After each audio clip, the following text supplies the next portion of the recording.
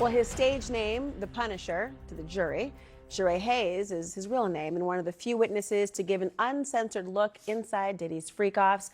In 2012, the exotic dancer allegedly received a call from a woman requesting a striptease for someone named Janet, aka Cassie Ventura, and her friends. Hayes says he believes Cassie found him through his getpunished.com website. And at their first meeting, Hayes said Cassie told him her and her husband liked to create a sexy scene, one that her husband would eventually come out to watch. And during that first encounter, Diddy allegedly gave mostly subtle directions. The compensation for that rendezvous, $2,000. Under cross-examination, Hayes testified that Cassie did not appear uncomfortable during their encounters. He, quote, did not get any cues that there was a discomfort with what was going on over the 8 to 12 interactions they all had.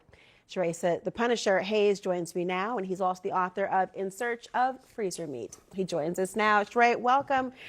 It's been a week since you testified. First of all, I'm just wondering what the reaction has been like in your life, knowing that this is such a high-profile case, and here you are in the spotlight in this way.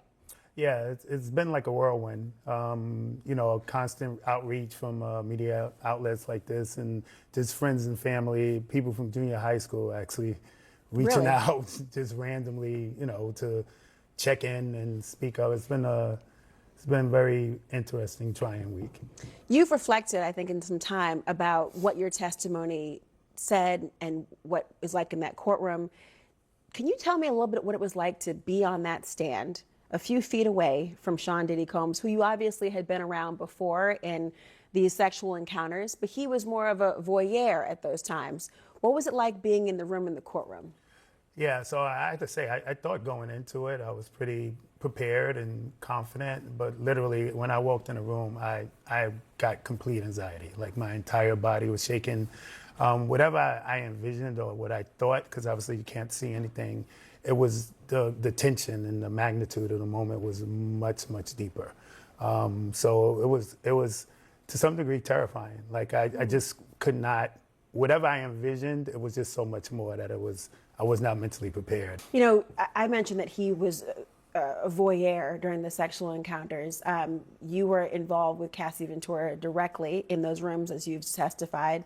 Were you ever involved with Sean Diddy Combs? Did you two ever have an interaction in those sexual encounters? No, actually, not one conversation, not even eye contact. Really? Yeah. Did that surprise you? Well, it was told to me immediately, like on the first encounter, that I was instructed to not look at him, not acknowledge him, not have any interactions with. By Cassie? Yeah, by Cassie. So those were the instructions. So I did my best to follow them to the best of my ability because, you know, initially I did not know who they were. And so I just saw it as an opportunity. I see this stunningly beautiful woman and, you know, $2,000 for this type of interaction was, you know, kind of like a no-brainer in terms of it. So I wanted to follow the directions as much as possible. So there was literally no interaction, I didn't even look directly at him. Because normally you are a dancer, and this was an interaction that would have resulted in sexual intercourse.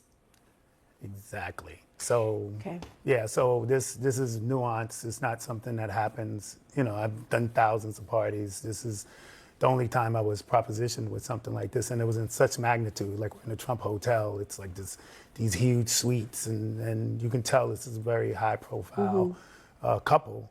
So I just wanted to be as professional for the scenario as I would assume was required. Did you ever travel outside of New York with them? I did not. When you were engaged in this encounter and intimate with Cassie Ventura, as you've said on the stand, you were asked about whether you had any notice or any idea how she felt about the interaction, whether she was consenting, whether she was uncomfortable in any way. You testified you did not feel as though she was uncomfortable at all. Can you explain?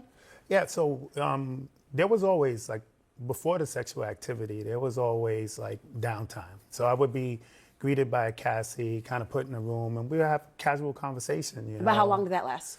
10, 15 minutes, you know, and it would be, you know, consistent. How's work going? How's the parties? How's things? So it seemed like a very cordial, laid back situation. And I actually believed that the scenario was real. It was like her birthday. This was something they were doing as a couple that wasn't, normal. I mean, that wasn't their norm.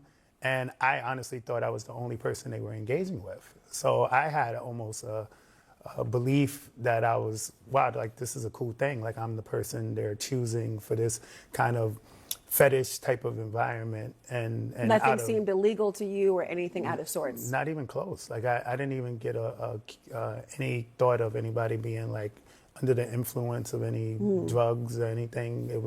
It seems like a very, for the circumstance, everybody was just normally in their right state of mind, and this was just something they did for sexual pleasure. You never saw any violence? Nothing close. You know, interestingly, you say you haven't seen any violence, you didn't see anyone under the influence of drugs, and you didn't have any idea that she was not consenting in some way. Why do you think you were called to testify? I'm still trying to figure that out. Like it's Really? after the fact. I'm the only thing that I can kind of maybe think is, you know, there was directions, right? It was in my testimony. It was clear that it was him, I guess, somewhat in control. You know, not so? overbearingly. I mean, it was said to me this scene we were creating was for her husband, aka him. So the only thing I can say is maybe they were trying to show another element of control. And even though in my case it wasn't forceful or aggressive, but it's still another dynamic that maybe they were trying to establish. Did you ever see cameras or I did anything being not. filmed? I did not. The rooms were always extremely dim and dark, just candlelit.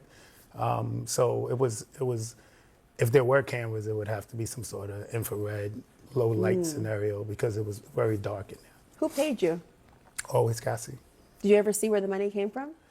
I did not. Only one time, like I said in my testimony, we were actually engaging in sexual activity, and he threw a stack of $100 bills on the bed.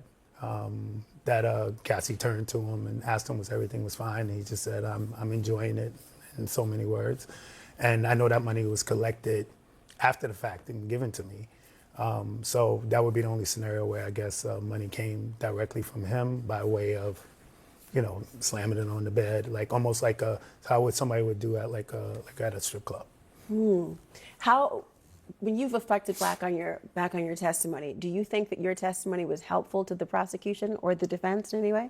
I mean, going into it, I always thought that because I saw no violence or any outward aggression, I always wondered if this was more beneficial to the defense. But I don't understand the angle of how they're trying to take my testimony and connect it to what they're trying to prove. You know, it's very nuanced what constitutes a RICO and racketeering, and I don't know enough yet. I haven't heard enough to see if my testimony aligns with what they're trying to prove. One thing that Cassie said on the stand was that she wanted Diddy to know that people were not disposable. And it almost sounded like she was talking collectively about everyone involved in these sexual encounters and these so-called freak-offs. Did you yourself ever feel as though you were either disposable or that you yourself were being trafficked in some way or prostituted? No, not trafficked in some way or whatever. There was always pressure in terms of being disposable because obviously I'm there to create something, like a scene, to create an environment. So at times where there was sexual pressure, you know, because it's out of my norm, I did have a feeling of, okay, I'm one, you know, scenario where if I don't perform in the right way, if I don't create the right ambiance, then maybe I won't get called back. But that's the most pressure that I had. There was no indication of I really believe they were just a happy couple, and this was a sexual fetish that they had. Do you ever see them be affectionate during these freak-offs together? I did not. They would never actually interact in front of me. There was like a kind of a cue where if he needed to speak to her or have some sort of direction with her, he would just stand up and leave the room. And if she saw that, she would follow him out. They would be gone 5-10 minutes. Then she'll come back and we'll resume for the most part. But no interaction in front of me. No even conversation other than his directions, which were subtle: move the light, turn your body, maybe put more oil. Those type of gestures in communication. You said you wanted to, after your testimony, feel at peace with what you've said. Knowing what you do now about what Cassie Ventura has said about how she's felt about these freak-offs, what would you say to her if you could? I would apologize.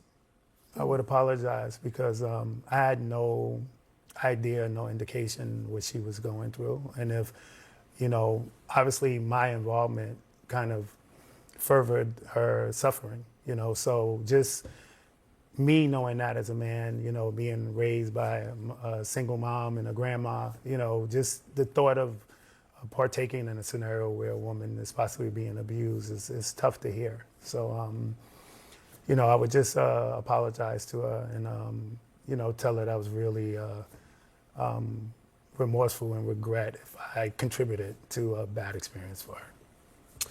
Sheree Hayes, thank you so much for joining. Oh, thank you for having me. I appreciate it.